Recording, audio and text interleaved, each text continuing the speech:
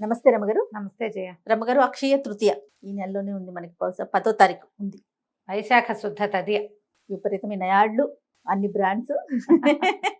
అదే కనపడుతుంది. నేనే ప్రమోట్ చేస్తున్నా, నేనే ప్రమోట్ వీడియోస్ చేస్తున్నారా? చేస్తున్నా. ముకుందా వాళ్ళు మనతో ఉన్నారు కదా, సో రెగ్యులర్ గా వాళ్ళ వీడియోలు, కాన్సెప్ట్స్ అంటే నిజంగానే తగ్గింపులు కూడా కనిపిస్తా ఉన్నాయి రమగారు.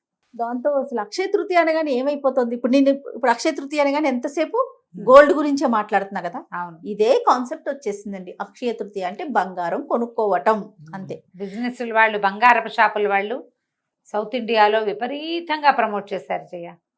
వాళ్ళే తీసుకొచ్చారు దీన్ని రంగం మీదకి. కుబేర లక్ష్మి అంటారు, వైభవ లక్ష్మి అంటారు, ఇంకేదో లక్ష్మి అంటారు. లక్ష్మీదేవి మీ ఇంట్లోకి రావాలంటే ఇవాళ మీరు బంగారం కొనకపోతే మీ ఇంట్లోకి రానే రాదంటాడు. ఇప్పటిదాకా నేను ఒక్క అక్షయ తృతీయ కూడా కొనలేదు జయ. కొనుక్కోలేదు, మా ఇంట్లో లేదు, మేము ఎవరం చేయం. ఓకే, కుదిరినప్పుడు కొనుక్కుంటాం. అది కుదిరితే కొనుక్కోవటం. చైత్ర వైశాఖ మాసాలు వసంత ఋతువు. ఈ వసంత ఋతువులో వచ్చే రెండో మాసం వైశాఖ మాసం. ఈ వైశాఖంలో వచ్చే తృతీయ రోజున ఇక్కడ ఈ ఒక రోజుకి ఎన్ని అద్భుతమైన విషయాలు చెప్తారో. నరసింహస్వామి ఆవిర్భవించిన రోజు అంటారు, ప్రహ్లాదుడికి కనపడిన రోజు. ఒక పాయింట్ ఒక చోట చెప్తారు. హైగ్రీవ అవతారం వచ్చింది ఈ రోజేనంటారు ఇంకొక చోట.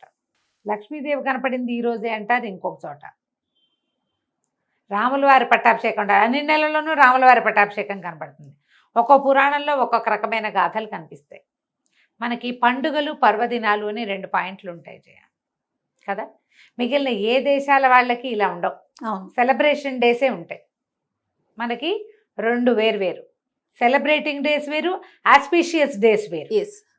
ఆస్పీషియస్ సెలబ్రేషన్ డేస్ ఏమో పండగలు, మనం పండగ చేసుకుంటాం ఎవరి తరహాలో వాడు. ఆస్పీషియస్ డేస్ అంటే పర్వదినాలు, పవిత్రమైన రోజులు. వాళ్ళ ఒట్టి పవిత్ర దినాలే ఉంటాయి అన్ని, అప్పుడే సెలబ్రేషన్స్.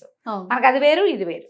పైగా ఒక్కొక్క రాష్ట్రంలో, ఒక్కొక్క ప్రాంతంలో, మన రాష్ట్రాలు, తెలుగు రాష్ట్రాల్లోనే ప్రాంతాల వారీగా ఈ పూజా విధానాలు కొంచెం మారుతాయి. ఈ అక్షయ తృతీయ నాడు ఏంటంటే ఈ రోజున ఏది చేసినా అది అక్షయం అవుతుంది.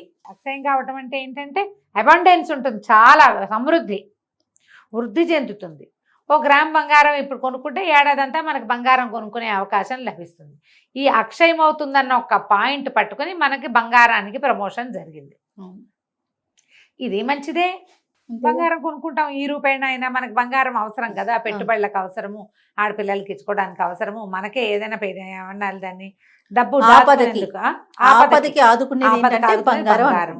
పోనీ ఇది మంచిదే, కానీ అదే పిచ్చిగా పడక్కర్లేదమ్మా, పడక్కర్లేదు. ఈ రోజున మనం ఏం చేయొచ్చు, ఇప్పుడు చేసినటువంటి దైవ పూజ, ఈ రోజున చేసేటువంటి పితృ ఆరాధన అంటే పితృదేవతల ఆరాధన, తర్వాత ఈ రోజున చేసినటువంటి దానము, హోమము, జపము, తపము అన్నీ అక్షయం అవుతాయి. దీంతో పాటు కొనుక్కుని ఏదైనా వస్తువు తెచ్చుకోవటం కూడా. ఏదైనా మంచి వస్తువు మీరు కొనుక్కోదలుచుకుంది, నెయిల్ పాలిష్లు కావాలా, నెయిల్ పాలిష్ కొనుక్కో, పెరుగుతాయి. నగ కావాలి, నగలు కొనుక్కో, నగలు పెరుగుతాయి. మనం ఏం చేసాము, ఈ దానము, జపము, హోమము, పూజా విధానం అన్ని వదిలిపెట్టేసి ఓన్లీ గోల్డ్ మీదకి వెళ్ళాం. అవును కాదు, ఇది ఈ రోజున మనం పూజ బాగా చేసుకోవాలి, శుభంగా జరుగుతుంది. సంవత్సరం అంతా పూజ జరుగుతుంది మన ఇంట్లో. మనకి దేవాలయ దర్శనం, ఎక్కడికైనా వెళ్ళిచ్చామనుకో గుళ్ళకి, సంవత్సరం అంతా దేవాలయ దర్శనాలు లభిస్తాయి. ఏదైనా మంచి పని, స్నేహితులతో కలిసి ఉన్నాం, చక్కగా అందరితో సంవత్సరం అంతా సోషల్గా మన మూమెంట్ బాగుంటుంది. పూజ జపం చేసుకోవటం, తపం చేసుకోవటం, తర్వాత మోయినివ్వటం ఎవరైనా పెద్దవాళ్ళకి, బ్రాహ్మణులకి ఏమంటారు, మన దేవాలయాల్లో ఉండే అర్చకులు, పురోహితులు ఎవరికైనా మన నాన్న పేరు, తాత పేరు, అమ్మమ్మ పేరు చెప్పి వాళ్ళకి పొత్తర్లు ఇవ్వటం, అవి కూడా చాలా మంచిది. ఏదైనా కొనుక్కుని తెచ్చుకోవచ్చు. ఈ రోజున ఇచ్చినటువంటి పువ్వుల దానం కానీ, పళ్ళు దానం చేసుకోవచ్చు. వైశాఖ మాసంలో ప్రత్యేకంగా కొన్ని దానాలు చెప్తారు. గొడుగు, చెప్పులు, విసినికర్ర, మామిడి పళ్ళు. విసినికర్రలు, మామిడి పళ్ళు 100% ఈ కాలంలోనే కనపడతాయి మనకి. అవి దానం చేస్తారు. అసలు వైశాఖ మాసమే మామిడి పళ్ళ దానానికి ప్రసిద్ధి. మామిడి పళ్ళు నాకు తెలుసు, కానీ గొడుగు ఎందుకు దానం చేస్తారు? మరి ఎండాకాలం. ఓకే, ఇప్పుడు నువ్వు గొడుగులు రాముడికి దానం చేయాలంటే నువ్వు ఆలోచిస్తావనుకో, నీ పని మనిషికో గొడుగు కొనిపెట్టు, అది ఎండలో నడిచొస్తుంది మీ ఇంటికి, చాలు. సూపర్. చెప్పులు కొనిపెట్టు, వాచ్మెన్ పిల్లలకి 2 జతలు చెప్పులు కొనిపెట్టండి, చాలా మంచిది. ఇప్పుడు వాళ్ళు చెప్పులు వేసుకున్నప్పుడల్లా ఆ బ్లెస్సింగ్స్ ఎక్కడికి వస్తాయి జయ? మనకే వస్తాయి కదా. అది మనకి ఎక్కువ వస్తుంది అనమాట. బంగారం కొనుక్కోగలిగితే మహత్తరంగా, నిరభ్యంతరంగా, నిరాటంకంగా కొనుక్కోండి. ముకుంద జ్యువెలర్స్ కూడా వెళ్ళి కొనుక్కోవచ్చు, ఓ సూపర్. మీ ఇష్టం. కానీ దీంతో పాటు లక్ష్మీ పూజ చేసుకోండి. ఓకే. లక్ష్మీనారాయణల వివాహమైన రోజు అన్న మాట కూడా ఒక చోట చెప్పబడుతుంది. ఆహా. ఈ లక్ష్మీ పూజ చేసుకోండి, ఇంట్లో పూజ చేసుకోండి. నిత్యము పూజ ఆరాధన చేస్తారా, మరి 4 పువ్వులు పెట్టి కాస్త పాయసం చేసి ఈ రోజున దుర్భాషలు ఆడడం, తిట్టడం, పోటాడడం, మొగుడు పెళ్ళాలు కొట్టు చావడం అవి చేయొద్దు. అక్షయం అవుతుంది. ఇవాళ కొట్టుకున్నారంటే ఏడాది అలాంటివి చేయొద్దు. ఏదైనా సంబంధ బాంధవ్యాల్లో ప్రాబ్లమ్స్ ఉంటే సార్ట్ అవుట్ చేసుకోండి.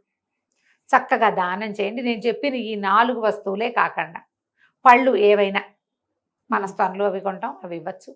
మామిడి పళ్ళు అవకాశం ఉంటే వైశాఖ మాసం అంతా మామిడి పళ్ళు ఇస్తే మంచిది. ఓకే.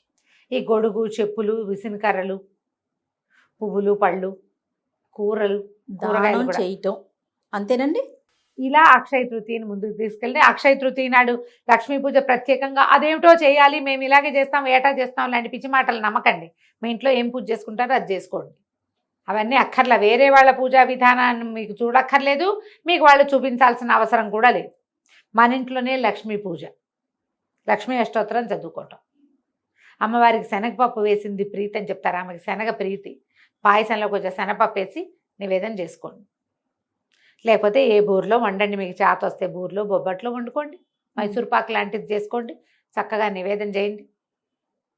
అమ్మ తల్లి ఏటా చక్కగా మేము ఇలాగే పూజ చేసుకునేలాగా ఏడాదంతా చేసుకునేలాగా ఇవ్వని చక్కగా దండం పెట్టుకోండి.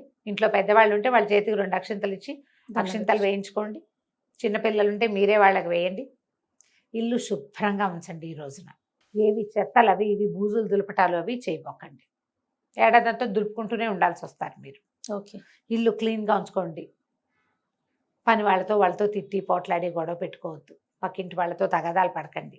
సాధ్యమైనంత ప్రశాంత చిత్తత ఒకటి ఉండండి. అది అక్షయంగా మీకు మళ్ళీ లభిస్తుంది. ఇదే అక్షయ తృతీయ. ఇంతకంటే పెద్దగా ఏమీ చేయక్కర్లేదమ్మా. కొనుక్కోగలిగితే కొనుక్కోండి. నిన్న ఎవరో గురుగారు చెప్తున్నారు, ఒకవేళ మీరు బంగారం కొనలేకపోతే లవణం కొనుక్కోమంటున్నారు. ఉప్పు కొనుక్కోవచ్చట ఈ రోజున. ఉప్పు కూడా బంగారంతో సమానము అని నేను ఎప్పుడు వినలా, ఆయన ఎవరో చెప్పారు. నేను మంచి మాటే, అంతేగా. ఏం కొనలేకపోయామని దిగులు పడకుండా ఏదో ఒకటి కొనుక్కొచ్చుకోండి హాయిగా. మీరు సరే బంగారం అంటే మీ ఇష్టం, ఇంకేం కొంటారు?